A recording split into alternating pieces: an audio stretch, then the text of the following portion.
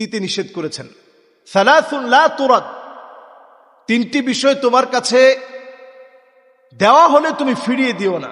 এর মধ্যে এক নম্বরে নবীজি বলেছেন, যদি কেউ বিশ্রাম নিতে আপনাকে ডাকে আপনি বিশ্রাম নিয়ে নেবেন। 2 নম্বরে কেউ যদি আপনাকে সকালবেলায় ফুতর, সকালবেলার হালকা নাস্তা করতে যদি কেউ আহ্বান করে যে নাস্তাটা রেডি আছে, আপনি নাস্তাটা করে তারপরে যান, আপনি নাস্তাটা করবেন তারপরে বের হবেন।